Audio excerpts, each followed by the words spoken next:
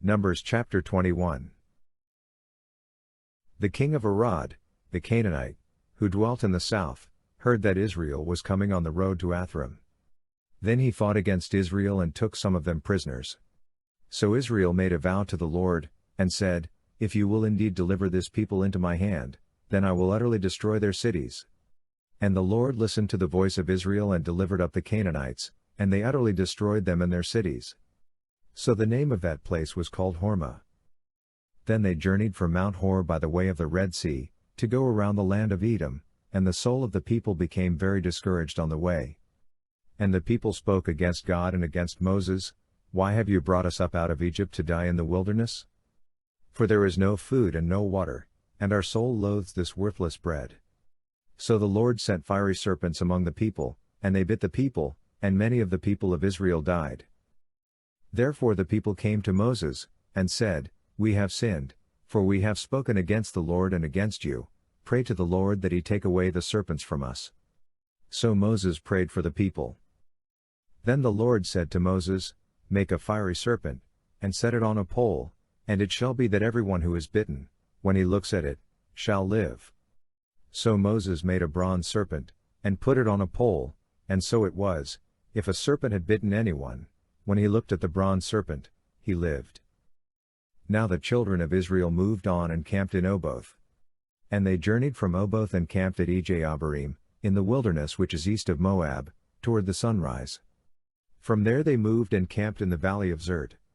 From there they moved and camped on the other side of the Arnon, which is in the wilderness that extends from the border of the Amorites, for the Arnon is the border of Moab, between Moab and the Amorites.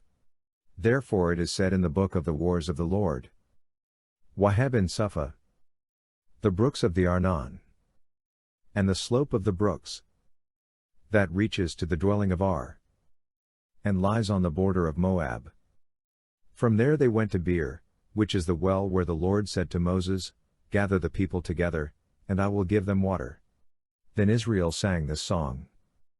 Spring up, O well. All of you sing to it. The well the leaders sank, dug by the nation's nobles, by the lawgiver, with their staves. And from the wilderness they went to Madonah, from Madonah to Nahaliel, from Nahaliel to Bamoth, and from Bamoth, in the valley that is in the country of Moab, to the top of Pisgah which looks down on the wasteland. Then Israel sent messengers to Sihon king of the Amorites, saying, "Let me pass through your land. We will not turn aside into fields or vineyards, we will not drink water from wells. We will go by the king's highway until we have passed through your territory." But Sihon would not allow Israel to pass through his territory. So Sihon gathered all his people together and went out against Israel in the wilderness, and he came to Jahaz and fought against Israel. Then Israel defeated him with the edge of the sword, and took possession of his land from the Arnon to the Jabbok, as far as the people of Ammon, for the border of the people of Ammon was fortified. So Israel took all these cities, and Israel dwelt in all the cities of the Amorites, in Heshbon and in all its villages. For Heshbon was the city of Sihon king of the Amorites, who had fought against the former king of Moab, and had taken all his land from his hand as far as the Arnon. Therefore those who speak in Proverbs say, "Come to Heshbon, let it be built. Let the city of Sihon be repaired. For fire went out from Heshbon, a flame from the city of Sihon. It consumed Ar of Moab, the lords of the heights of the Arnon. Woe to you, Moab! You have perished, O people of Chemosh. He has given his sons as fugitives, and his daughters into captivity, to Sihon king of the Amorites. But we have shot at them. Heshbon has perished as far as Dibon. Then we laid waste as far as Nophah, which reaches to Medeba." Thus Israel dwelt in the land of the Amorites. Then Moses sent to spy out Yazer, and they took its villages and drove out the Amorites who were there.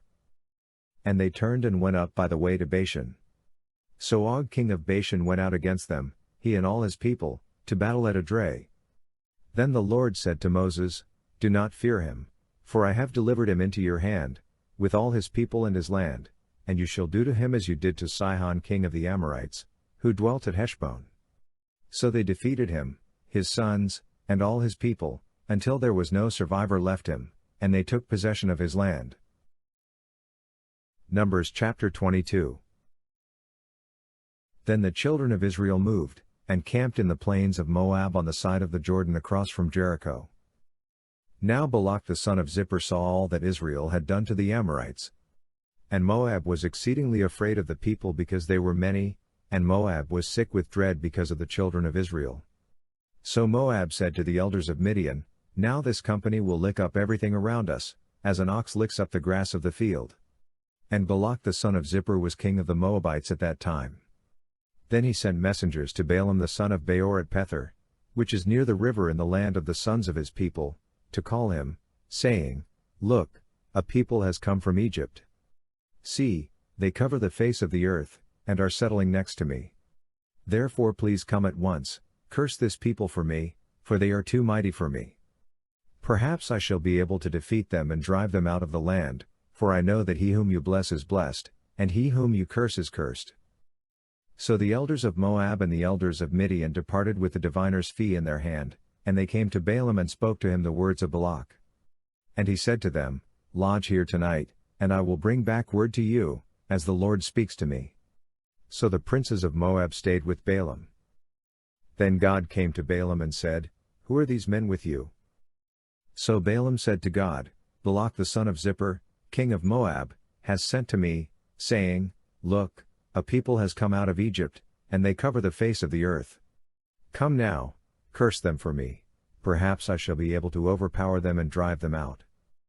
And God said to Balaam, You shall not go with them, you shall not curse the people, for they are blessed. So Balaam rose in the morning and said to the princes of Balak, Go back to your land, for the Lord has refused to give me permission to go with you. And the princes of Moab rose and went to Balak, and said, Balaam refuses to come with us. Then Balak again sent princes, more numerous and more honorable than they. And they came to Balaam and said to him, Thus says Balak the son of Zippor, Please let nothing hinder you from coming to me, for I will certainly honor you greatly, and I will do whatever you say to me. Therefore please come, curse this people for me. Then Balaam answered and said to the servants of Balak, Though Balak were to give me his house full of silver and gold, I could not go beyond the word of the Lord my God, to do less or more. Now therefore, please, you also stay here tonight, that I may know what more the Lord will say to me. And God came to Balaam at night and said to him, If the men come to call you, rise and go with them, but only the word which I speak to you, that you shall do. So Balaam rose in the morning, saddled his donkey, and went with the princes of Moab. Then God's anger was aroused because he went, and the angel of the Lord took his stand in the way as an adversary against him. And he was riding on his donkey, and his 2 servants were with him. Now the donkey saw the angel of the Lord standing in the way with his drawn sword in his hand, and the donkey turned aside out of the way and went into the field. So Balaam struck the donkey to turn her back onto the road. Then the angel of the Lord stood in a narrow path between the vineyards, with a wall on this side and a wall on that side. And when the donkey saw the angel of the Lord, she pushed herself against the wall and crushed Balaam's foot against the wall, so he struck her again. Then the angel of the Lord went further, and stood in a narrow place where there was no way to turn either to the right hand or to the left. And when the donkey saw the angel of the Lord, she lay down under Balaam, so Balaam's anger was aroused, and he struck the donkey with his staff. Then the Lord opened the mouth of the donkey, and she said to Balaam, What have I done to you, that you have struck me these 3 times? And Balaam said to the donkey, Because you have abused me. I wish there were a sword in my hand, for now I would kill you. So the donkey said to Balaam, Am I not your donkey on which you have ridden, ever since I became yours, to this day? Was I ever disposed to do this to you? And he said, No. Then the Lord opened Balaam's eyes, and he saw the angel of the Lord standing in the way with his drawn sword in his hand, and he bowed his head and fell flat on his face. And the angel of the Lord said to him, Why have you struck your donkey these 3 times? Behold, I have come out to stand against you, because your way is perverse before me. The donkey saw me and turned aside from me these 3 times. If she had not turned aside from me, surely I would also have killed you by now, and let her live. And Balaam said to the angel of the Lord, I have sinned, for I did not know you stood in the way against me, Now therefore, if it displeases you, I will turn back. Then the angel of the Lord said to Balaam, Go with the men, but only the word that I speak to you, that you shall speak. So Balaam went with the princes of Balak. Now when Balak heard that Balaam was coming, he went out to meet him at the city of Moab, which is on the border at the Arnon, the boundary of the territory. Then Balak said to Balaam, Did I not earnestly send to you, calling for you? Why did you not come to me? Am I not able to honor you? And Balaam said to Balak, Look, I have come to you. Now, have I any power at all to say anything? The word that God puts in my mouth, that I must speak. So Balaam went with Balak, and they came to Kirjath-Huzoth. Then Balak offered oxen and sheep, and he sent some to Balaam and to the princes who were with him. So it was, the next day, that Balak took Balaam and brought him up to the high places of Baal, that from there he might observe the extent of the people,